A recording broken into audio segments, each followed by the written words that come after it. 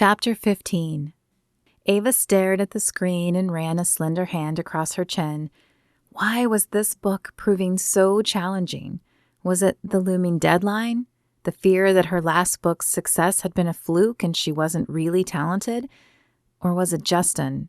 She'd thought of little else all day, though she still hadn't thought of a way to help him and his brother. Her phone vibrated beside the computer and she picked it up, sighing as her mother's name flashed across the screen. Of course her mother would be calling. She had probably seen or heard about Ava's appearance on the evening show and was calling to find out who the new man was and why Ava hadn't told her about him. Could she ignore it? She hadn't practiced her words yet, and she hated lying to her mother. With a sigh, Ava punched the button and mentally prepared herself for the onslaught of questions. "Hey, Mom." "Hey, yourself. When were you going to tell me you had a new boyfriend? I had to find out from Elaine, who saw you on TV. Elaine was her mother's best friend and an avid TV watcher. Even when Ava had lived at home, she would often come over and regale them with information about the newest show on TV. She spoke of the characters like they were her friends, and Ava often wondered if she did anything else when she was home. "I'm sorry, Mom, but we just started dating." Ava had no intention of bringing Justin to meet her parents. One, they would never approve once they found out his feelings about God.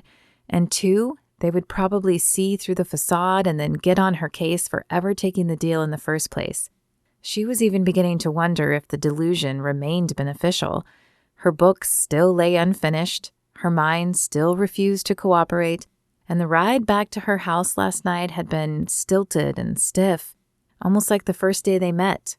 "So you'll tell the whole world on national television, but you won't tell your mother?" Ava rolled her eyes and spun away from the computer screen. No way she could concentrate on the words with her mother's voice in her ear. "He's a TV show host, Mother. People wanted an interview with him when they found out about us." "Well, can't you tell me anything about him?"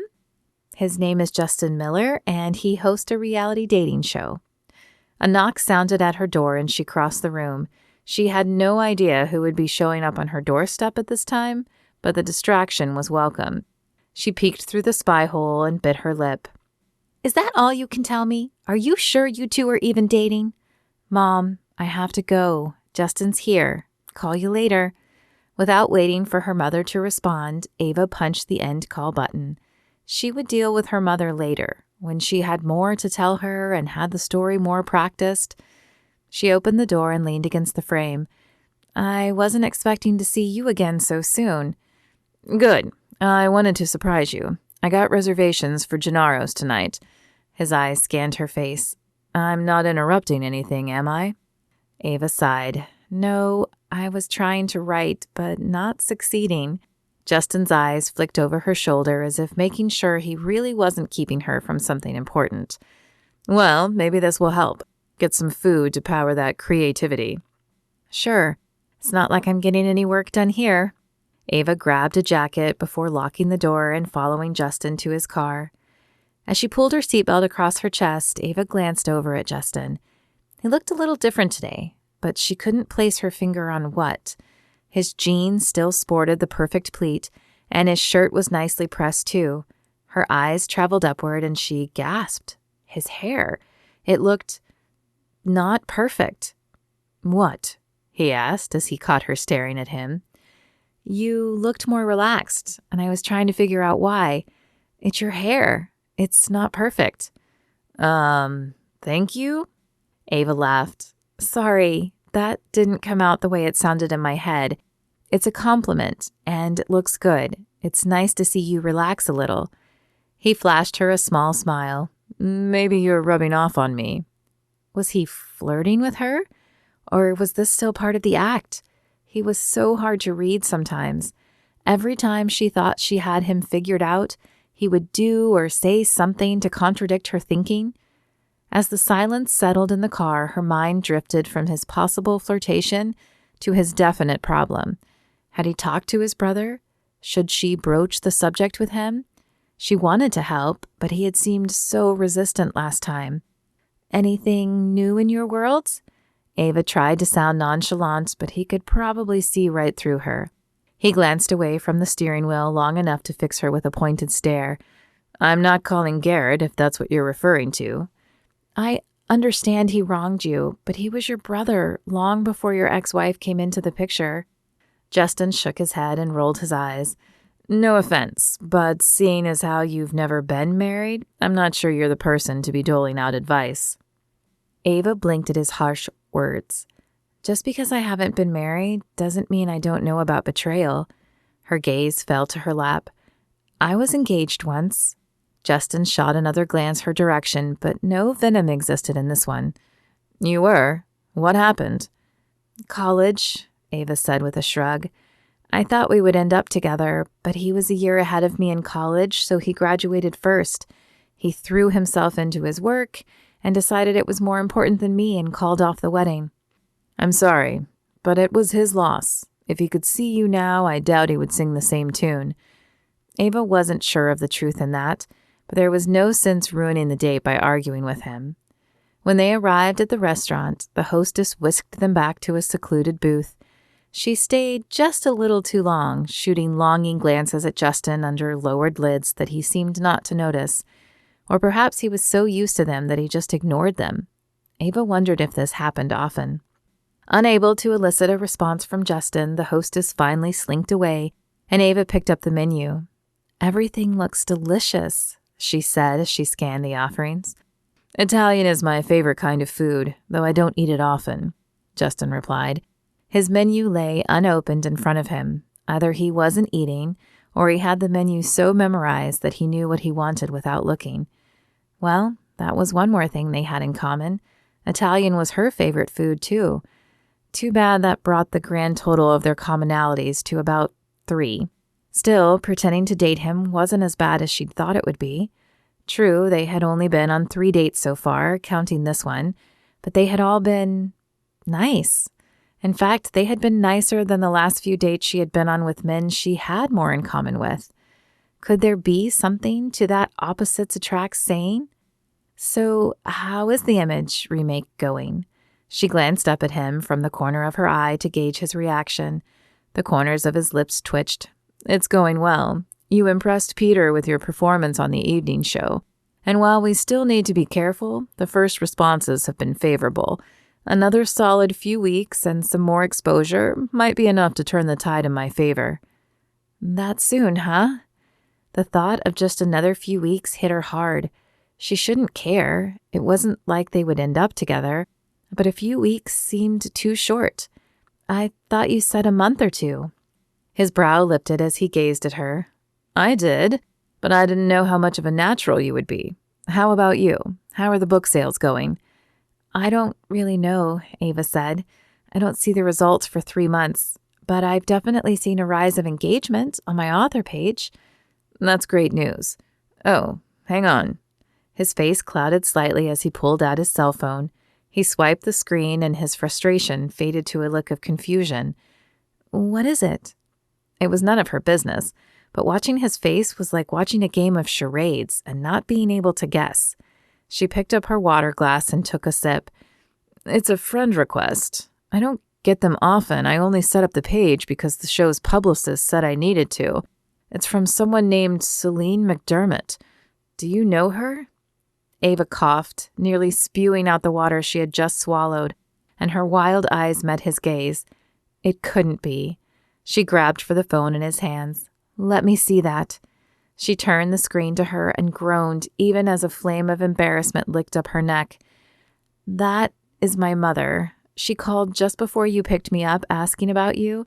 I had no idea she would stalk you, but I'm sure the friend request was an accident. Justin chuckled as he took back his phone. You must be close to her. We are. My whole family is close, even though I'm the only one who still lives close. My sister is a model and my brother is a surgeon. Justin dropped his gaze to the table. It must be nice. The waitress appeared at their table, interrupting Ava's response. Do you two know what you'd like? I'll have the chicken Alfredo, Ava said. Justin smiled at her before placing an order for the same thing. When the waitress left, Ava turned back to their previous conversation. So your family isn't close? I mean, I know you and your brother aren't, but the rest of your family? Justin picked up a slice of bread from the basket in the middle of the table and turned it in his hand. We used to be once. I remember some good times before my father left. But then it was just my mom, Elizabeth, and me. Those were tough times. Then they got better again when she married Ryan, my stepfather, and they had Garrett. Even though we were 8 years apart, we were thick as thieves growing up. But then, he shrugged, Candy happened and we weren't so close anymore. My mother and Elizabeth didn't want to take sides, which felt like they were taking sides, at least to me. Ava wished she had the right words to say to him. You know, you could mend things with your brother. It might bring your family closer together. I'm not sure there is anything left worth mending, Justin said. Then he took a bite of his bread, and Ava knew the discussion was over, at least for now. She would have to keep praying that God would work on Justin's heart.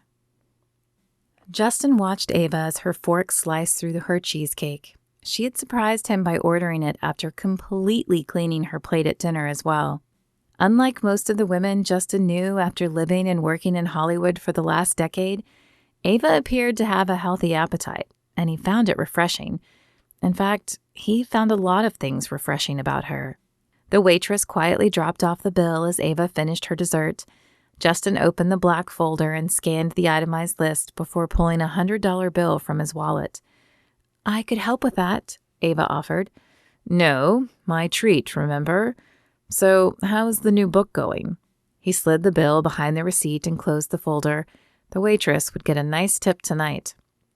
It's going okay. Not quite as good as I'd hoped.